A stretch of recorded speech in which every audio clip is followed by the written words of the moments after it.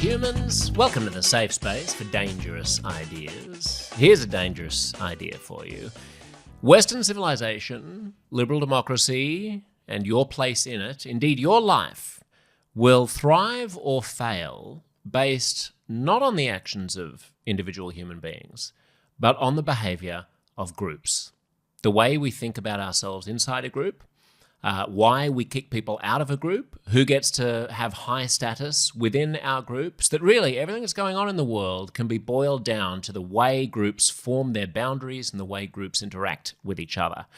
Jolanda Jetten is a professor of social psychology at the University of Queensland, and she is an expert on the psychology of inclusion and exclusion, how groups form on social media, how groups form in the real world, how groups conceive of themselves with regards to immigration and nativism.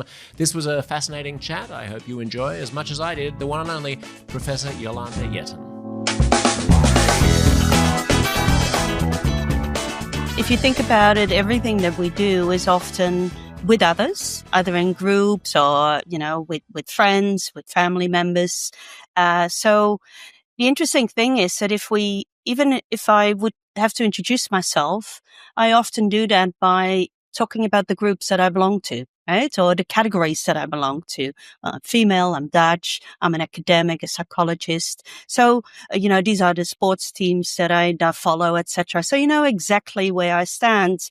You never say, hey, I'm an individual who has these traits, so completely devoid of context. And I find that fascinating that we think of ourselves as unique individuals, but in many ways, we're simply the product of the groups to which we belong. And for each of us, that's, of course, a very unique constellation of groups. But often we talk about, comparing the groups that we belong to. Oh, yeah, you also live in that city or what suburb? You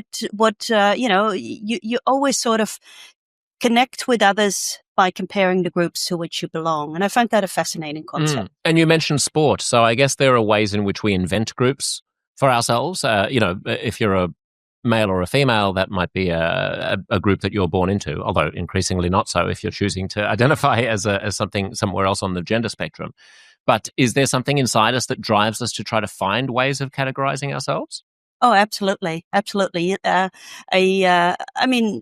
Anything can be the basis of categorization, you could say, right? It could be the color of our eyes, whether we have long hair, short hair, whether we're tall or short, what is our favorite color? They have the people who love red and the people who love green, or even, you have the dog lovers and the cat lovers. And we really attribute deep meaning to that these are different categories. You're a completely different person if you're a cat person or a dog person, which is interesting how we not only categorize, but also seek a deeper meaning to all of that. Do we also judge whether or not other people care about particular groupings? I mean, when you say, what's your favorite color, or are you a dog person or a cat person? If you're a 15-year-old on your first date, those are very appropriate questions. If you're dating and you're in your 30s and you're on your first date, someone who you've met on Tinder says, what's your favorite color? You're going to roll your eyes a bit, because that's not a sophisticated way of thinking about the way that we ought to group ourselves. Is that fair? Oh, absolutely. Absolutely. That means that you're not quite aware of what are the relevant categorizations for a relationship, right? For a relationship, you would want to know, well, their political orientation. You would want to know what they do for a living. You want to understand their education, their interests, their hobbies, the way they want to spend their free time. So it's different categories become salient to us depending on the aims that we have. So if it is indeed about checking out someone else for an intimate relationship, you're interested in very different categorizations. And does the libertarian instinct in the West, the desire to, as a kind of a universalist, individualist attitude towards human rights and thinking about ourselves all as being fundamentally equal, does that run against what you're talking about, or is that its own kind of grouping? What do you mean by that? Sorry. Well, I suppose in the past or in traditional societies, we were very focused on tribes and we were very focused on belonging and community and hierarchy. Yeah. And in the past couple of 100 years in the West, post-Enlightenment, there is a strain of thought that says we should treat everybody equally. We Okay. shouldn't see the color of people's skin. We are first and foremost individuals, and we are unleashing, the individual in the face of the coercion of the state or the community or the tribe or the society. And I wonder how that fits into this picture. I would actually argue the opposite. I would say that, yes, we see each other as individuals, but we always are very aware of the features of the categories that the other person belongs to in terms of race, age, gender, all of those things. But not only that, in all of those comparisons, we're thinking about what is the status of that category relative to my own. It's always about comparisons. Is it an upward comparison for me or is it a downward comparison? Right. So status differences play a very important role there. In that sense, it's not any different from comparisons you make with sports teams, right? You want to know in the whole league, where does the other team stand? And that determines then also your behavior. Right. And is it status within the tribe or between tribes? Between, but also within, right? So we have done quite a bit of work where we look actually, you have people who are really high status within the tribe. Well, their behavior is very different from peripheral members in the tribe. It's actually interesting because you can predict fairly easily the behavior of someone who's high status in a tribe, but it's very hard to predict the behavior of someone who's peripheral. Sometimes people at the periphery, they are the ones who bail out the first, right? So the fair weather fans, my team has lost, so therefore, I'm going to abandon them. So they're the first ones to leave. But at other times, we find that they're the ones who are most loyal to the group, are also really working hard to gain more respect within the group. They want to get in. Yeah, they want to get in. So it's very interesting interplay between, can I actually get a better position in this group, and strategic assessments of whether that's possible or not that determines their behavior. Does the likelihood of their bailing on the tribe not correlate to their status in other tribes? In other words, you're more likely to leave if you know that you can go somewhere else? Yeah, absolutely. If you have other options, then you may sort of compare, well, where do I want to be? Where is it best for me to go right now? So choice is a very important predictor there too. Yeah. And you said that it's quite easy to predict the behavior of people who find themselves at the top of a hierarchy within a tribe. Yeah. What are those expected behaviors? Look, we do know that people at the top of the hierarchy within a tribe, well, they're most likely the leaders. They are more likely to be able to influence the attitudes and behavior of others. They're also setting the norms. What is appropriate behavior in a group? What's not? So, in many ways, their behavior is almost always sort of reflective of what are the concerns of the group. So if you understand what the group wants to do, then you also understand what the high status person, what their motivations are and what their concerns are. How much are they leading from behind and interpreting the wishes of the group in order to stay on top? And how much freedom do they have to actually create a new path? Well, I think it's interesting because I would even argue that the best leader is someone who actually best encapsulates what the rest of the group wants, right? It's really a leader is a good follower, following what others want.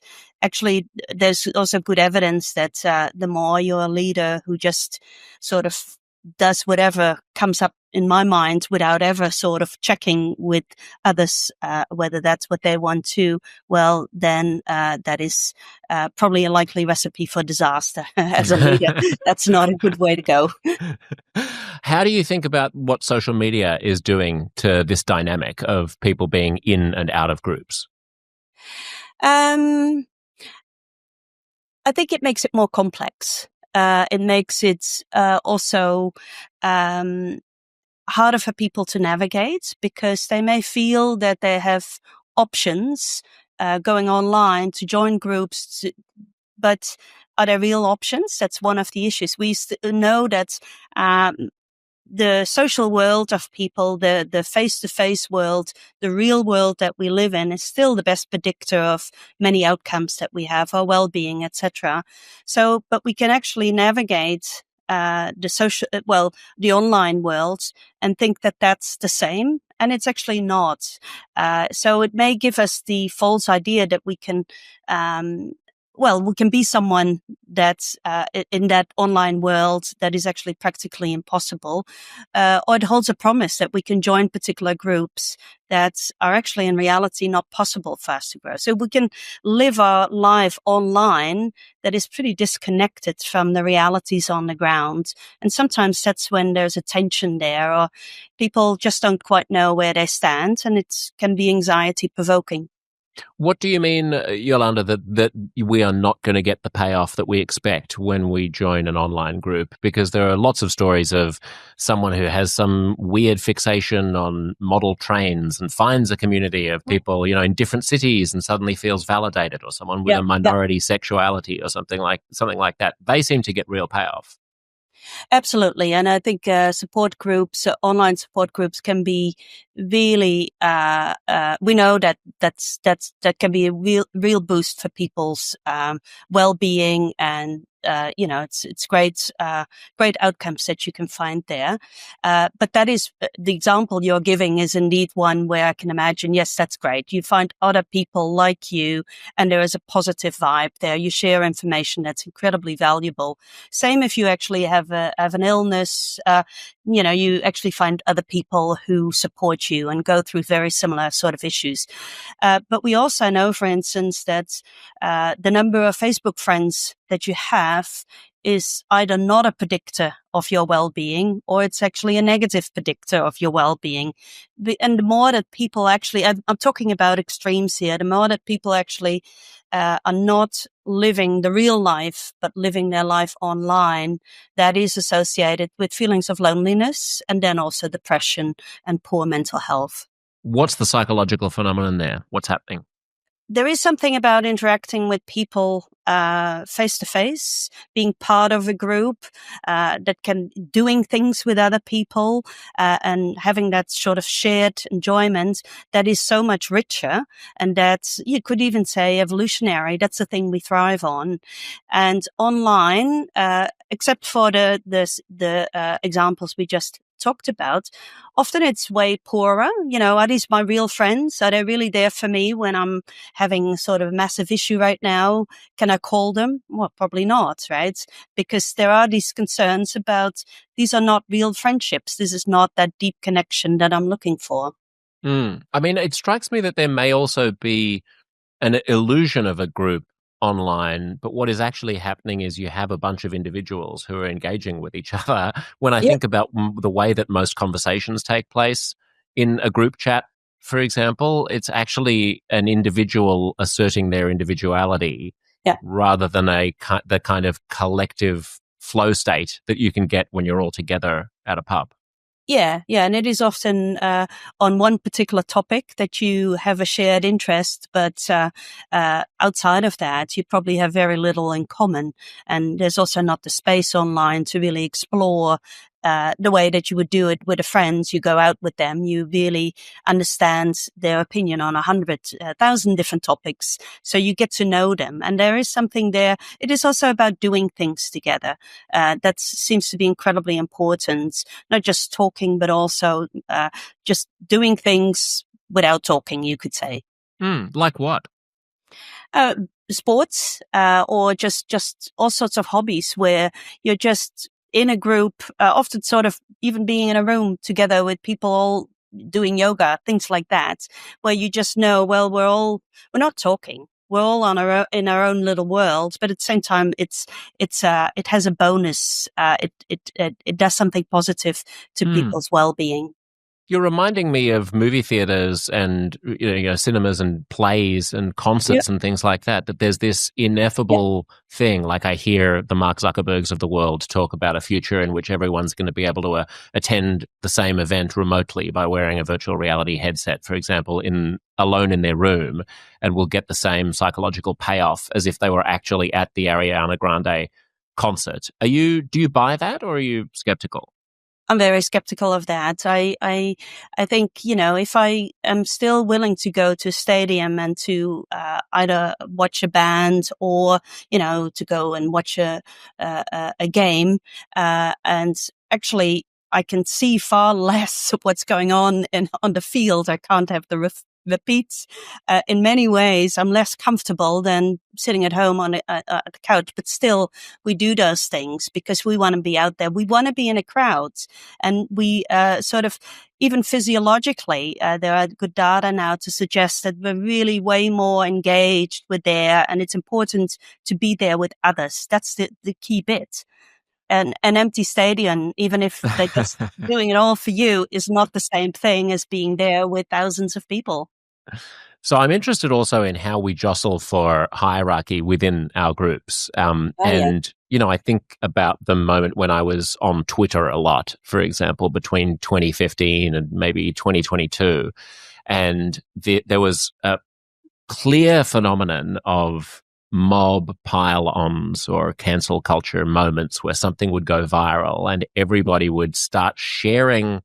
There was a currency of outrage, a currency of dispensing justice, a currency of sort of social do-goodery, which was quite contaminated by performative anger and mob-like behavior.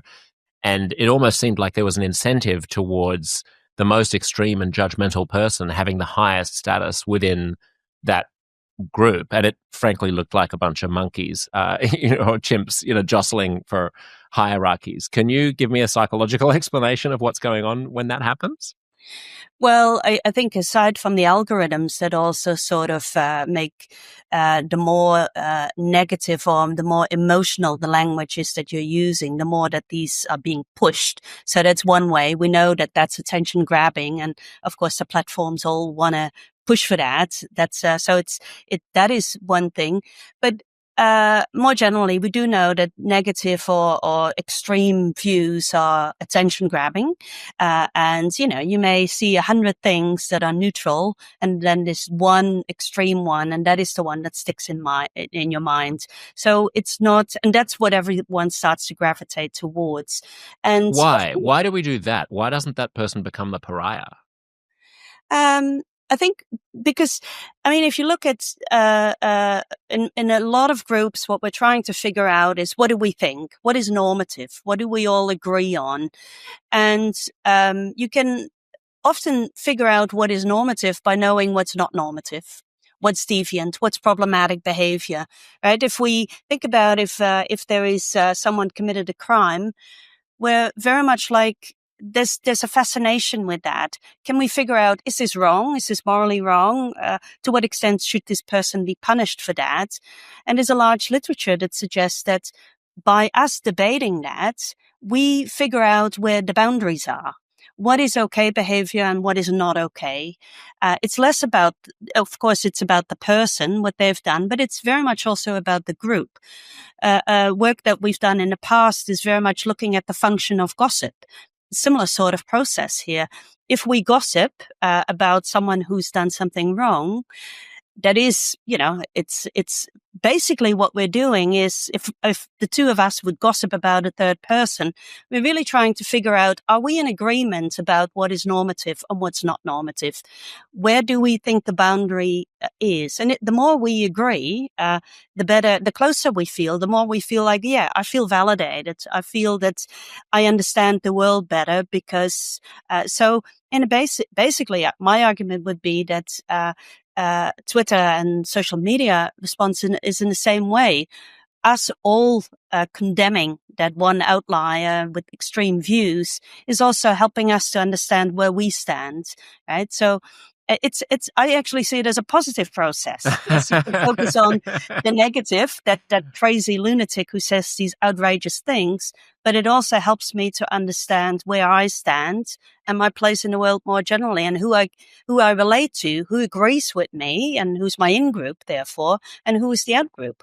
That's a very generous way of interpreting it, because surely there's also a negative valence to what's going on psychologically, in the sense that I suspect there's a lot of noticing the bully and wanting to make sure that you're on the right side of the bully's decrees. Is there not? Like, so the person who is most visibly outraged and is setting the terms of the normative terms as tightly and strictly as possible. You don't want to get in their line of fire, and you don't want the mob to pile onto you. So you want to make sure that you're on the correct side of the line, and that you remain in the in-group. So you can sometimes contort yourself into positions you would not otherwise hold, or a demeanor that you would not otherwise endorse, in order to make sure that you don't end up one of these poor bastards who are on the outside. Yeah, absolutely. Look, there's something scary there about it, but the good thing is you know exactly what you should not do. Right? You should know exactly how to stay safe and how to, so there is also something positive for you once you understand, all right, so that's wrong. This is okay. All right. I now know what to do. And that gives you some sort of security, sort of certainty. I mean, maybe Jolanda, the rules keep shifting so fast that you don't have a foot to stand on, which I think is part of the disorientation that people feel over the past 5 or 10 years. They don't know what anything they say could be misinterpreted, or they might, be subjected to a mob pile-on. They might end up getting fired for saying the wrong thing because HR got a complaint about something they didn't even realize was offensive to somebody. It's quite destabilizing when the group's edges are that malleable. I absolutely agree. And I'm giving a very simple example here, but very often there are multiple angles to the issues that we discuss. And as you say, it's shifting, it's nuanced, and very often these discussions are not done in a very nuanced way. It is really the one with the loudest voice and most power who determines what's okay and what's not. Right? So certainly I agree with you that in reality, it doesn't play out as nicely as that very often. And sometimes the people in positions of power are cloaking themselves in a noble desire to uplift traditionally marginalized voices, right? Yeah. I mean, a lot of the ways in which people have found themselves getting into trouble, at least recently during the sort of social justice moment that the left has found itself in the past 10 years, is not because a particular minority person criticized them, but because a self-appointed group of people from academia or in the media or online have taken it upon themselves to enforce new norms on behalf of other people and get outraged on behalf of other people. I certainly think that it depends very much on the topic, of course. It depends very much on the strategy or the aims at which you're trying to achieve, what is possible and what's not, right? My examples were very straightforward, but I understand that, this is a difficult terrain to navigate, and particularly online when, you are not in a context where you understand everyone who's part of the debate, where they stand, right? So, it makes it very tricky. And, if you speak up, yes, you will be attacked from multiple sides for different reasons. Something I've experienced many times myself. Oh, okay. That's perhaps one of the reasons why I don't even go there. Not even expressing my opinion on social media. It's one of the liabilities of talking a lot about a lot of provocative issues.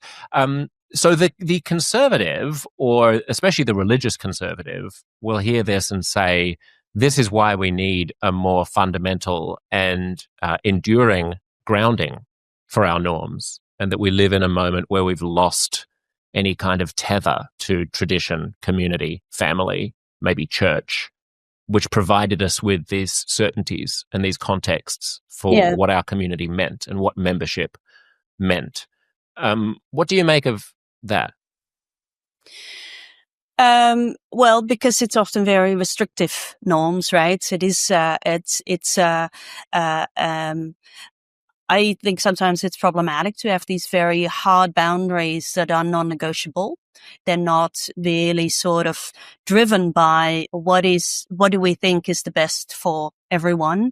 It is almost a doctrine. It's sort of imposed. And that can be, for some people, reassuring, right? Because you know exactly where the boundaries are. Makes your life very simple and easy to navigate. You know exactly what to do and what not to do. And there can be an appeal in that for some people.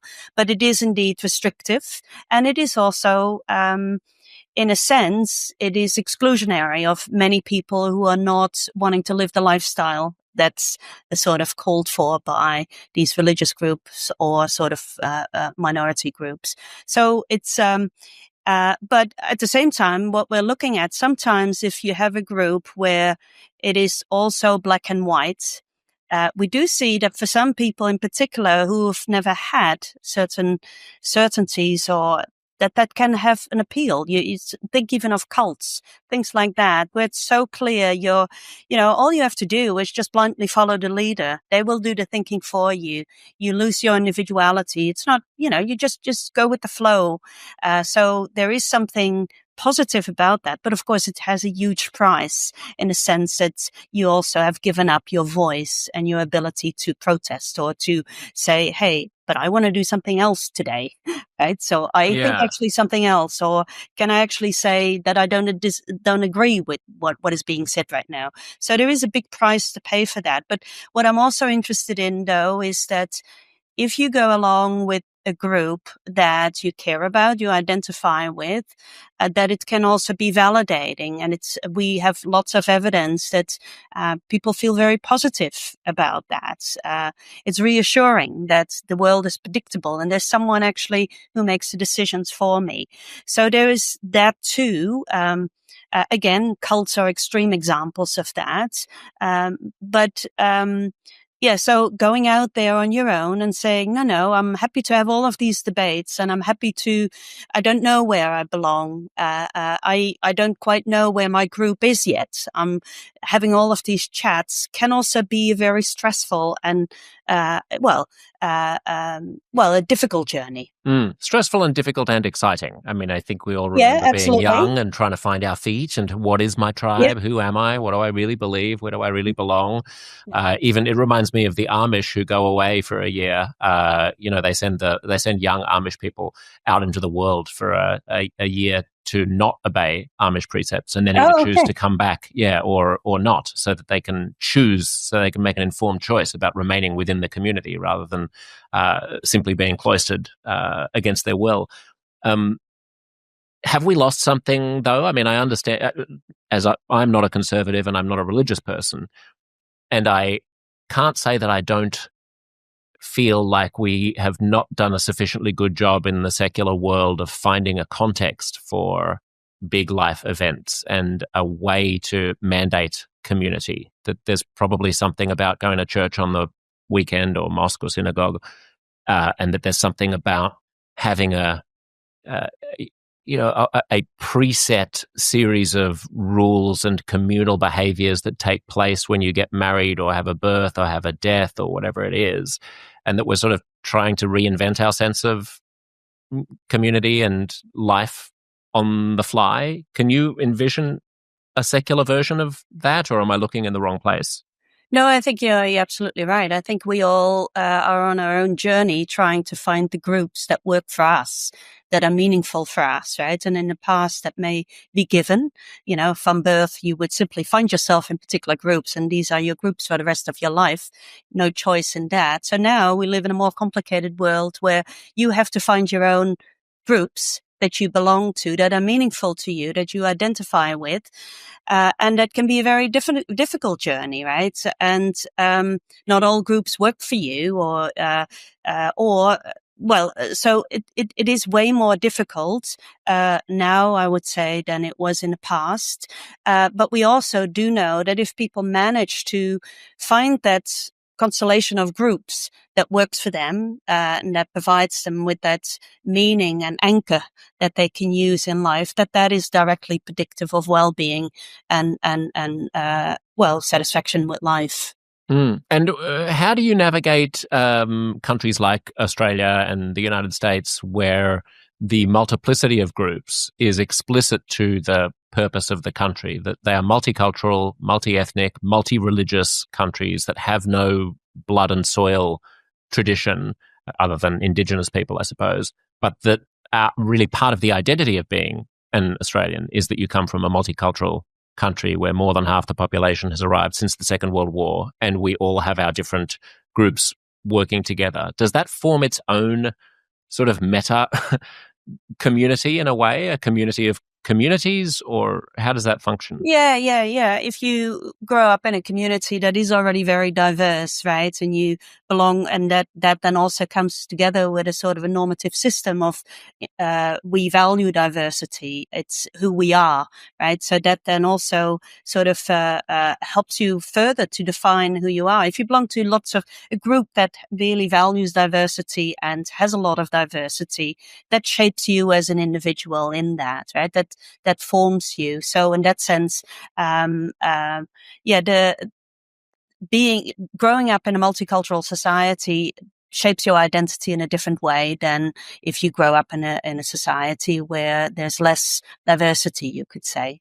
And so as a social psychologist, what do you see as the preconditions for the breakdown of that identity? Because when I was growing up 20 years ago, there was not a phenomenon, as far as I was aware, of white right-wing xenophobic nationalism that had much currency anywhere.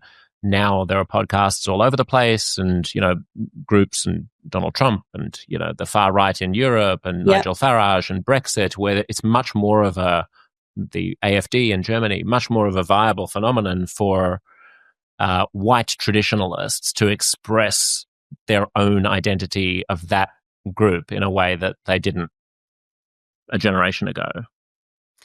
Yeah, that's a big question. That's a big question. G'day, humans. Well, if you've listened to this much of the episode, then you must enjoy it, presumably, unless you're just listening for masochistic reasons. So you should listen to the rest of it. And the way you do that is by subscribing to the premium feed, where you not only get to hear the rest of this delightful conversation, and trust me, it gets better than what you just heard, but you also get to hear no ads, 0 ads. And previously, up until now, you had to go to the old Substack to do that, and follow me on Substack and add one more platform to your life if you're not already on Substack. But here's the thing. We are now on Apple Premium Podcast as well. So with one click, Apple will just subscribe you up to the premium feed. You'll be able to listen to the rest of this conversation right now. So open up your Apple Podcasts, click the old Pay Old Zepsy button. That's probably what it's called, Pay Old Zepsy. And you click the button, and then you no longer have to be a free rider. You can feel like you're contributing to the mission of this show, which is really what we're all here for: better conversations, a freer, more freewheeling attitude towards the things that we can talk about, a way to steelman our opponents and to take the most gracious approach towards disagreement. That is what you're voting for when you vote for Uncomfortable Conversations, by going into your Apple Podcasts and clicking subscribe. I love you. If you don't do that, that's fine. I'll see you the next free episode, I guess. Take care.